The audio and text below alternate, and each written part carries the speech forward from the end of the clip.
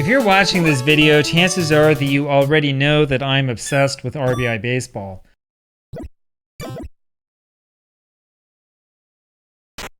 This game simply never grows old. In fact, it wasn't that long ago that I beat the original Family Stadium on the Famicom. That's the game, of course, that started it all. The final game was easier than I thought, and we were pretty dominant throughout.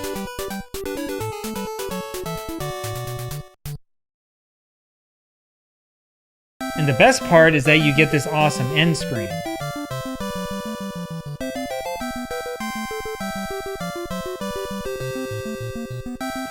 Yeah, as you can tell, I love RBI baseball, and I love Famista. I love the series, I love the old games. In fact, I liked the end screen of the original Famista so much that I've decided to play through all of the games, one after the other.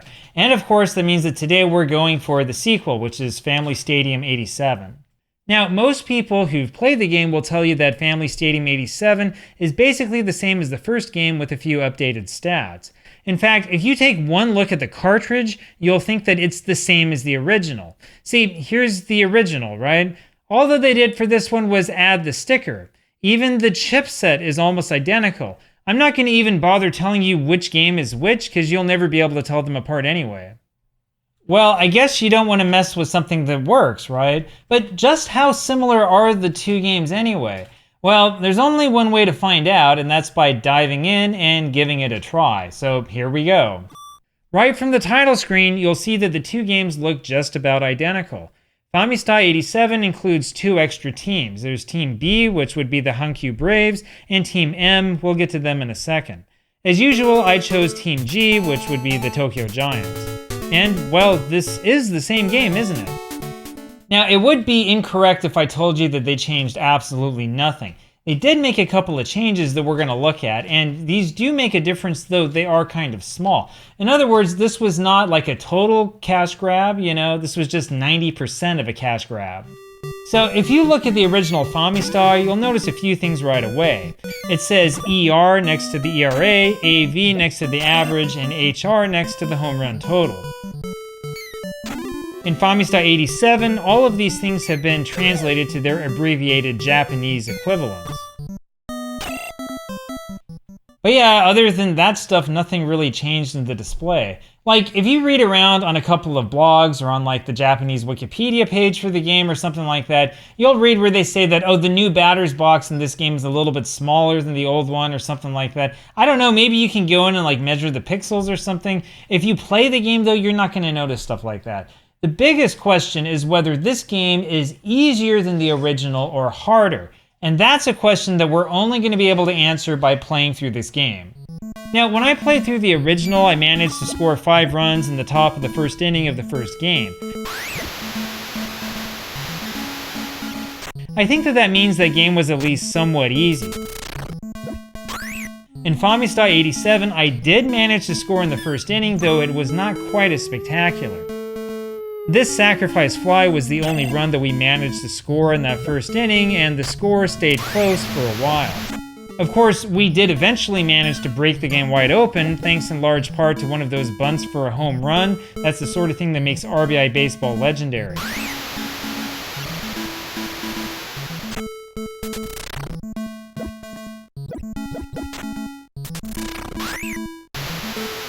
And we managed to win that first game 8-0, giving up only a single base hit in the process. Well, so far so good, right? But remember, that was just the first game. We've still got 10 more to go before we can win that championship. While we did give up a couple of runs in the first few games, we were never really in danger of losing.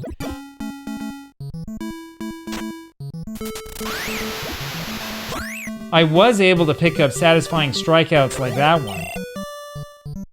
We were also able to slowly build up a lead, especially after the Team T starting pitcher began to tire.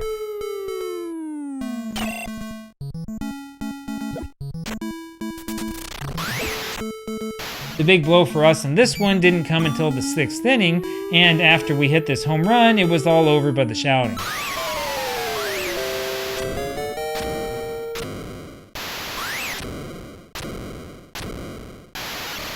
So one of the things that I noticed right from the beginning is that it's a lot harder to score in this game than in the original Famista or RBI Baseball. And I'm not the only one who realized that. In fact, back before this game was officially released, Famitsu magazine had this huge article just about this subject. For example, after a fairly big sample of in-office games with stat keeping, the magazine reported a significant drop-off in batting average. Home runs in particular were down in Famista 87, going from 2 per game to about 1.4. Actually, a lot of these graphs and charts are really cool. This one is about the average speed of different types of pitches for individual pitchers, for example. So none of our North American video game magazines ever had anything that cool. Like, this isn't just me talking off of memory. I've gone back, I've reread these things, I've looked up and down. We never had anything like that, right? We got totally gypped. Anyway, we'll see if my experience is anything like those findings. So up next was Team W, which should also be a walk in the park, right? Well, every once in a while you'll get strange plays like this in Famista.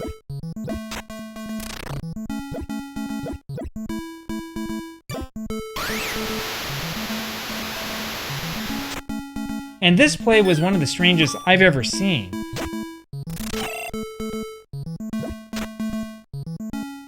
They certainly didn't do much to improve the computer manager logic in this game. Anyway, we managed to win this game 10-0, though it took us until the 8th inning to get that 10th run.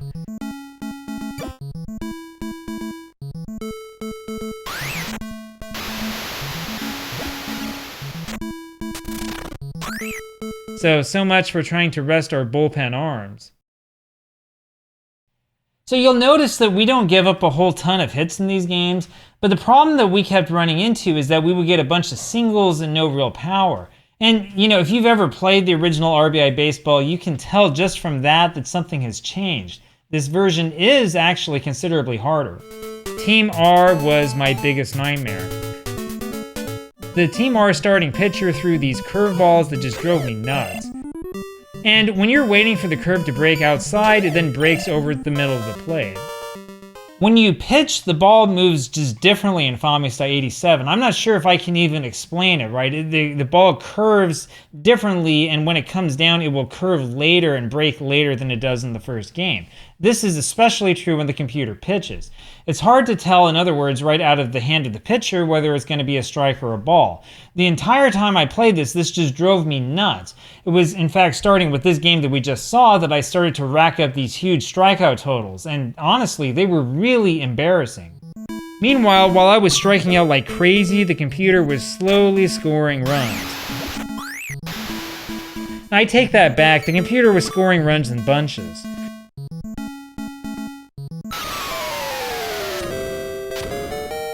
Meanwhile, I was busy looking foolish trying to deal with those pitches. Now, there are also plays in Famista 87 that don't exist at all in the original game, such as this one. I mean, look at how far the computer fielder had to run to get to this ball. And there are also some pretty strange bugs like this one. However, the famous Tokyo Giants relief staff deserted me in this game, and we went down by a huge margin late on. And so we went home crying after a tearful loss. Game over. Okay, so yeah, it wasn't really game over, Just like how this thing is not like a real NES controller or a Famicom controller or whatever.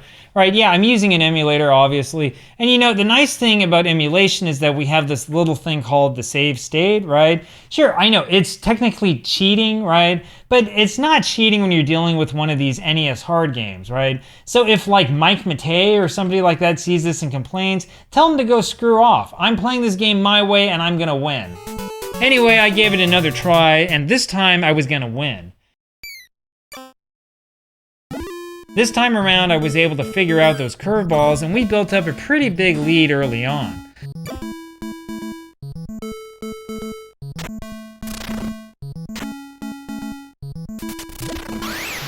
I also had some good luck on mistakes just like this one.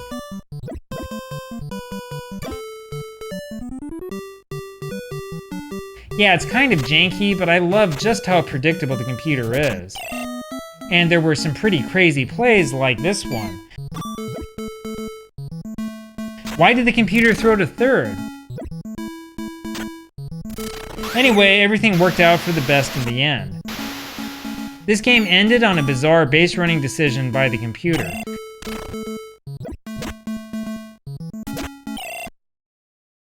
And we got our revenge, winning 9-1. Okay, so I've done a lot of these projects in the past, and of course I'm going to do a lot more in the future. There's always a time in every one of these projects where you become really determined, where you know that you're going to push it to the end no matter what happens, come what may. And that loss against Team R, that was really the time for me. Now it was personal, and of course you realize this means war. It took a few innings, but we did go up early against Team S.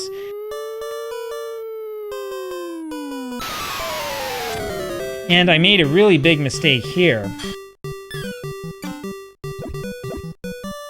I thought for a second that I might get a home run on this bunt to left field, which is impossible in the original.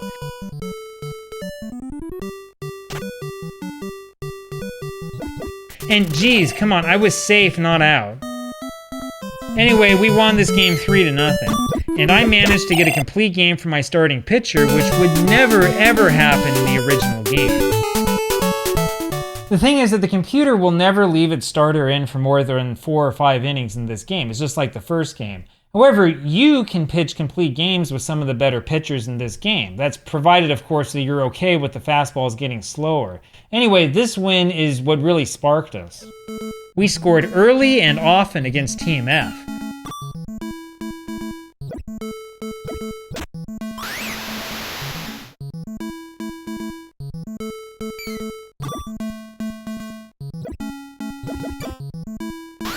Of course, it helps when the computer makes crazy glitch mistakes like this one. Seriously, have you ever seen this before in RBI baseball? This is the first time I've ever seen this particular play. Anyway, we won this game 14-0, though it wasn't until the top of the 9th that we exploded. Now, the other thing that you need to know about Famista 87 is that the game does get progressively harder as you go along. It doesn't seem like it at this point, but it did start getting harder with the next game. Team D really drove me nuts. I swear I was able to hit pitches like this in the first game. We struck out so many times that it wasn't even funny. Fortunately, though, we were able to get some power from the heart of our lineup to break up the ball game.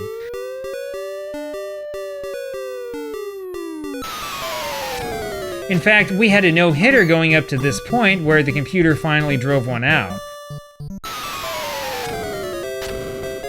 This was a tight ball game until Cromartie finally came through with this big blast.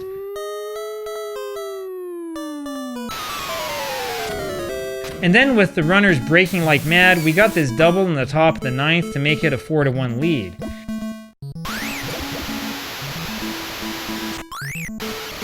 And that's the way that this one wound up, a 4-1 win for the good guys.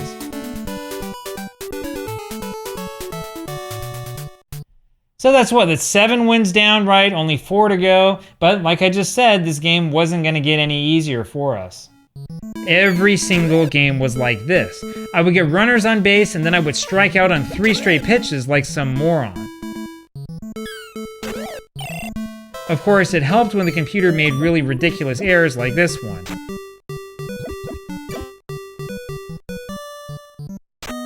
We also had one of those rare moments in this game that you don't see so often. I mean, how many times do you see the pitcher double on a bunt and drive in 2 runs? Unfortunately, our left-handed reliever kept giving up base hits and runs like these, and I was getting worried for a second.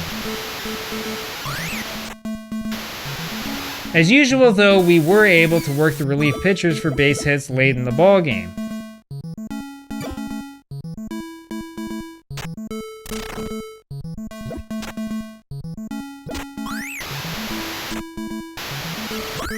And we came away with another big win.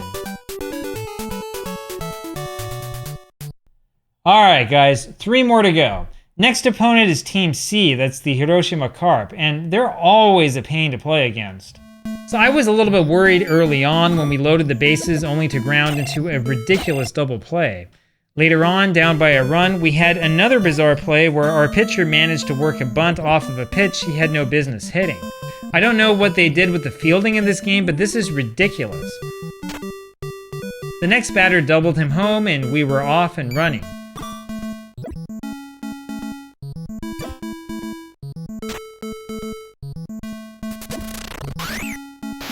The big blow for us came a few innings later when we finally managed to do something with the bases loaded.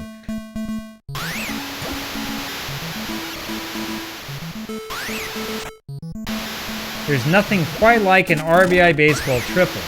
Anyway, the computer never managed to learn not to do things like this.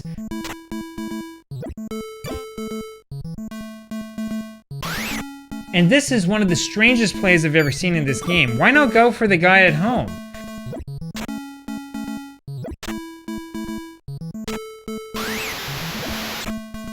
But we managed to get the 92 victory despite striking out 11 times.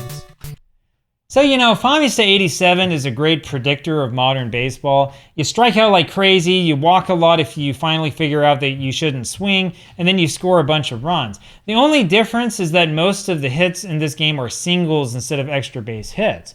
Anyway, we came back in that one after going down 1-0 early, and that was against a good pitcher who fortunately didn't last more than 5 innings. So I feel pretty good at this point about how things are going.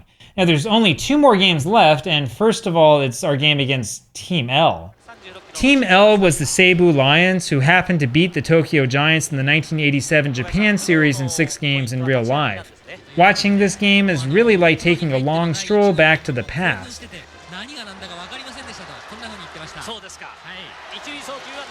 Though it was close, the Lions did manage to hold on until the end.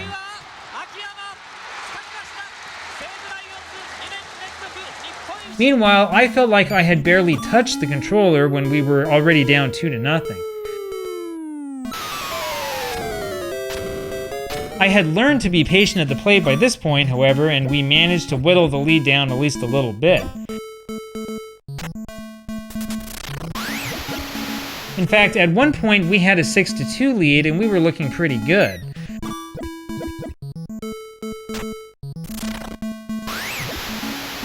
Unfortunately, our left-handed relievers started to make us fall apart again.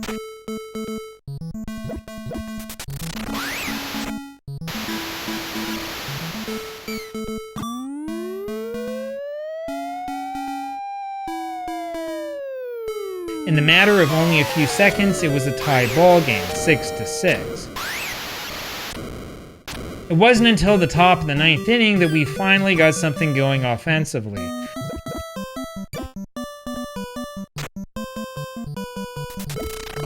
The heart of the order struck again, and we were up by a single run.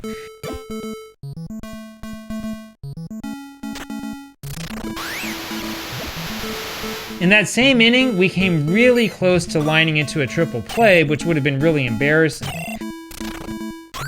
As it was, I never really was able to avoid striking out. But we did manage to get a close call at first base to get the final out of the ballgame. And we won this one by a hair, 7-6. Anyway, that one set up the showdown with Team M. Now, Team M is a special team. This is not a Japanese team, and this is not the Namco team, which is always the first team you play. Now, Team M is the team filled with Major League All-Stars. I'm talking like United States, Canada All-Stars, that sort of thing. This is easily the best team in Famista 87, and this is a team that you don't want to mess with. Back when Famista 87 first came out, Famitsu magazine published this huge chart that featured every player along with their full statistics. Team M is clearly the best team in the game. You have Nolan Ryan as the starting pitcher throwing blazing heat.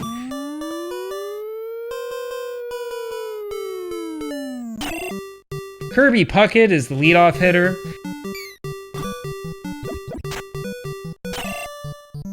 And Mark McGuire was the number 6 hitter. Note that the game gave him an estimated 61 home runs.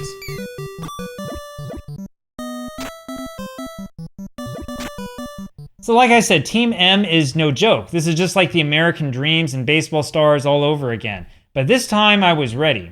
You see, unlike the Japanese pitchers, Nolan Ryan kept throwing us strikes and we could hit those pitches.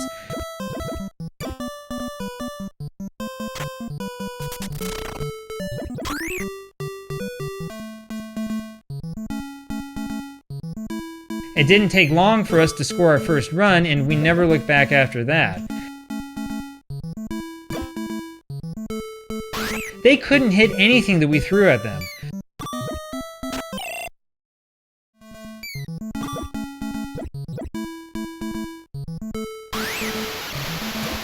When we managed this inside the park home run, I had a funny feeling that something special was happening.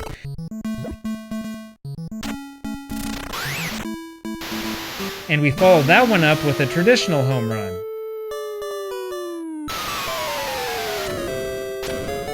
The big blow in this game came in the top of the third inning with 2 men on when we were already up 9-0.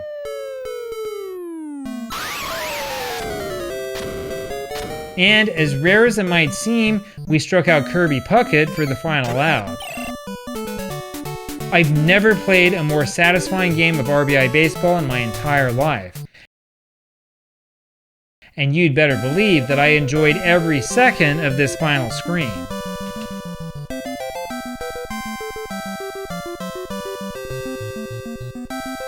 So in the end, is Famista 87 harder or easier than the original? Well, it's harder until you get to the final team, that is. Now, I don't know this for a fact, but I really suspect that pitches that you hit outside of the strike zone in this game are nerfed. In other words, they won't go as far, they end up being pop-ups or ground balls or whatever. Once you learn how to be patient and take most of the pitches, the game really isn't that hard. And of course, Team M's problem is that it almost always throws you strikes, especially Noel and Ryan. So when you get the timing down and you swing and you hit it, it goes a long way. Anyway, this is a pretty good game. It's much better than the old Japanese critics said, because they panned this game when it came out. It is certainly more challenging than the original. And if you haven't played this game yet, you really should give it a try. I recommend it.